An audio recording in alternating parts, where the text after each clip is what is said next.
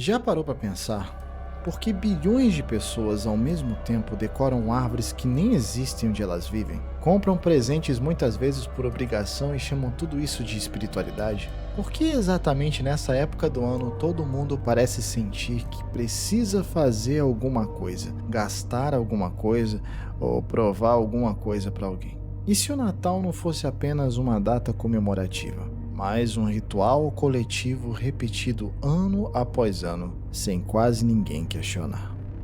Existe algo estranho no Natal, e todo mundo sente isso em algum nível. Mesmo quem ama essa época costuma sentir um peso invisível no ar, uma mistura de alegria com ansiedade, de união com cobrança, de luz com um vazio difícil de explicar. As pessoas sorriem mais, mas também se cobram mais, se abraçam mais, mas também se sentem mais sozinhas. E talvez isso não seja coincidência. Talvez o Natal não seja apenas uma celebração inocente, mas um código antigo e aproveitado, remodelado e encaixado perfeitamente dentro da Matrix, que a gente chama de sociedade moderna. Hoje não é sobre atacar crenças nem tirar a fé de ninguém. É sobre entender o mecanismo por trás do ritual, porque só entende quem enxerga. Vamos começar pelo ponto que quase ninguém questiona: o dia 25 de dezembro. Não existe nenhuma prova histórica de que Jesus tenha nascido nessa data. É consenso entre historiadores. O que existe são registros muito mais antigos de festas celebradas exatamente nesse período, ligadas ao solstício de inverno no hemisfério norte, o dia mais curto do ano. Para os povos antigos, isso era um evento gigantesco, não só no céu, mas dentro da mente humana. Quando o sol parece desaparecer por mais tempo, o medo aparece. Medo de não sobreviver, medo da escassez, medo da morte. Quando a luz começa a voltar, mesmo que lentamente, isso traz esperança. O solstício sempre foi um símbolo de renascimento, de continuidade da vida, de promessa de que o pior já passou. Isso não era religião no sentido moderno, era sobrevivência emocional. Quando o cristianismo se expandiu, ele não destruiu esses rituais antigos. Ele absorveu. Festas como a Saturnália romana e o nascimento do Sol Invencível já existiam muito antes do Natal cristão. O sistema fez algo muito simples e muito eficiente. Mudou os nomes, mudou os personagens, mas manteve a estrutura do ritual. O nascimento do Sol virou o nascimento do Filho. O rito pagão virou tradição cristã e as pessoas continuaram celebrando sem perceber que nunca deixaram de celebrar o mesmo arquétipo. Agora, pensa comigo com calma. Jesus nasceu no Oriente Médio, uma região seca, quente, com palmeiras, oliveiras, no deserto. Nada de pinheiros. Então, por que o principal símbolo do Natal é justamente uma árvore típica do norte da Europa? Uma árvore de regiões frias, ligada a povos que nunca estiveram na Judéia. Isso por si só já deveria levantar algumas perguntas. A árvore de Natal não é cristã, ela é pagã. E para os povos germânicos, celtas e nórdicos, o pinheiro simbolizava a vida que resiste ao inverno. Quando tudo parece morto, ele continua verde. Ele representa a permanência, resistência e continuidade. No começo, a igreja tentou proibir este símbolo, mas percebeu que era impossível arrancar algo tão enraizado no inconsciente coletivo. Então fez o que sempre faz: reinterpretou. A árvore virou o símbolo do paraíso, o formato triangular virou a trindade, o ritual ficou, só mudou a narrativa. O mesmo aconteceu com as luzes. Antes das luzinhas coloridas existiam velas, tochas e fogo. Acender luz no inverno não era decoração, era uma sobrevivência psicológica. Em regiões do norte do planeta, o sol praticamente desaparece nessa época do ano. Dias viram noites, o corpo entra em colapso emocional, a mente começa a sofrer. Hoje a ciência chama isso de falta de vitamina D ou transtorno afetivo sazonal. Antes isso era combatido com rituais de luz. A igreja disse que a luz representava Cristo como a luz do mundo. mas o corpo humano entende algo mais básico e mais antigo. A luz representa sanidade mental, representa não enlouquecer na escuridão, representa esperança concreta, não abstrata. Não tirando o mérito de Cristo como luz do mundo, mas o simbolismo original está historicamente lá. Dentro da narrativa cristã, a estrela do Natal é apresentada como um sinal divino. Ela teria guiado os 3 reis magos até o local do nascimento de Jesus. Um ponto de luz do céu indicando o caminho certo, a verdade e a salvação. Mas quando a gente olha esse simbolismo com mais calma, ele revela algo mais profundo. Antes de ser cristã, a estrela já era um simbolismo universal. Desde as civilizações mais antigas, estrelas eram usadas como guias. Navegadores se orientavam por elas. Povos antigos observavam o céu para entender os ciclos da terra, do tempo e da própria vida. A estrela sempre representou direção, orientação e sentido. Agora, aqui entra um ponto importante. Quem controla o símbolo da direção, controla o caminho. No contexto psicológico, a estrela funciona como um arquétipo muito poderoso. Ela representa a promessa de que existe o caminho certo, uma verdade única, um destino a ser seguido. Quando você olha para o céu e vê uma estrela te guiando, você deixa de confiar na própria percepção e passa a seguir a um sinal externo. Isso não é bom e nem ruim por si só, é apenas poderoso. No Natal moderno, a estrela no topo da árvore simboliza exatamente isso. Algo acima de você, algo maior, algo que aponta o rumo.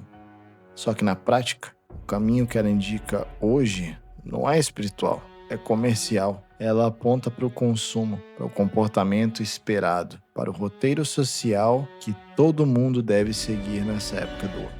A estrela antes guiava sábios em busca de consciência.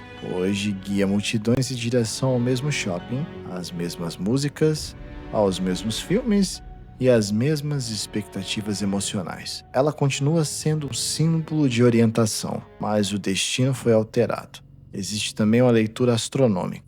Alguns estudiosos acreditam que a estrela de Natal poderia ter sido uma conjunção rara de planetas como Júpiter e Saturno. Saturno, o senhor do tempo, dos ciclos, da ordem e da estrutura. Ou seja, mesmo no céu, o símbolo da estrela carrega a ideia de ciclo, repetição e organização do mundo material. Isso faz sentido dentro do sistema. A Matrix não precisa te prender à força.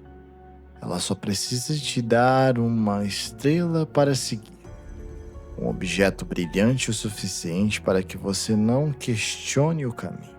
Talvez a estrela de Natal nunca tenha sido para apontar para fora. Talvez ela tenha sido um convite para olhar para dentro. Um lembrete de que a verdadeira luz não está no céu, nem no topo da árvore, nem nas vitrines iluminadas, mas na consciência de quem observa. Quando você entende isso, a estrela deixa de ser um enfeite bonito e vira um símbolo desconfortável, porque ela te obriga a perguntar: quem está guiando as minhas escolhas? E aqui entra um ponto muito importante, independente da sua religião. Cristo, na essência da mensagem atribuída a ele, falava de desapego, simplicidade, consciência e libertação interior. Mas ao longo do tempo essa mensagem foi sendo moldada, institucionalizada e, por fim, transformada em produto. O nome de Cristo virou marca, virou campanha publicitária, virou slogan de shopping. Então, não importa se você é cristão ou não segue nenhuma religião definida. O fato é que o sistema transformou a espiritualidade em comércio. Hoje o Natal gira muito mais em torno do quanto você pode gastar do que quanto você pode refletir, evoluir e melhorar. O nascimento de Jesus Cristo virou um evento de vendas. O que era ensinamento virou mercadoria e o que era fé virou obrigação social. Isso não é um ataque ao cristianismo, é uma crítica ao sistema que sequestra símbolos sagrados e transforma em engrenagens de consumo.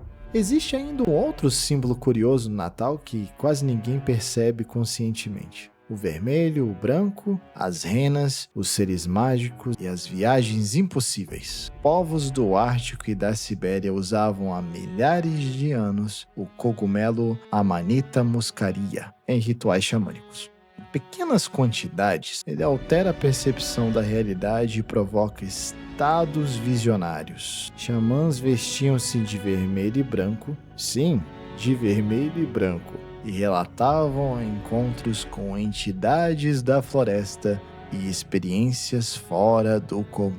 Interessante, não é? O que hoje a cultura pop chama de fantasia, antes era uma experiência espiritual. O Papai Noel nunca surgiu do nada. Ele foi construído, editado, suavizado e transformado em algo aceitável para o mundo moderno. Uma figura que mistura generosidade com magia, mas que hoje serve principalmente para estimular o consumo emocional. São Nicolau existiu e foi conhecido por sua generosidade, mas o Papai Noel moderno é uma criação do marketing. Ele não aponta para o céu, ele aponta para o shopping. Você não compra apenas um presente, você compra aceitação, pertencimento e a sensação de que está fazendo a coisa certa. O sistema entende perfeitamente como explorar culpa, amor e medo de rejeição. A troca de presentes também não é inocente. Ela também vem da Saturnália, uma festividade ligada a Saturno, o deus do tempo, dos ciclos e da ordem.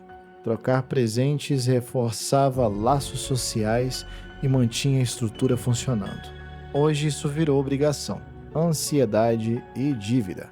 Muitas pessoas não dão presentes porque querem, mas porque sentem que precisam. Isso gera estresse, frustração e comparação. Do ponto de vista psicológico, o Natal funciona. Ele fecha ciclos e cria sensação de recomeço. Arquétipos profundos como o renascimento, esperança e a criança divina são ativados nessa época. O problema nunca foi o símbolo.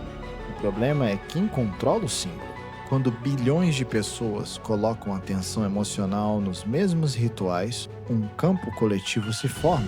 Os campos coletivos podem ser usados para manter narrativas, comportamentos e sistemas intactos. O Natal moderno funciona como uma engrenagem muito bem lubrificada. Filmes, músicas, propagandas e histórias são repetidas todos os anos para garantir que ninguém esqueça como deve se sentir, o que deve desejar e onde deve gastar. Enquanto você escolhe presentes, ninguém fala sobre consciência. Enquanto você celebra, as estruturas de poder continuam funcionando exatamente do mesmo jeito. O Natal promete união, mas muitas vezes entrega cobrança. Promete amor, mas entrega comparação.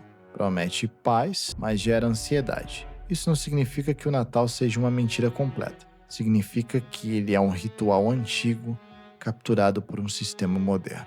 Você pode atravessar esse período dormindo, apenas repetindo o script.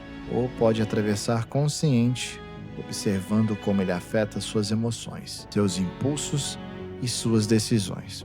A Matrix não perde força quando você nega o ritual. Ela perde força quando você enxerga o mecanismo por trás dela. Se você chegou até aqui, já percebeu que o Natal não é sobre a árvore, luz ou presente?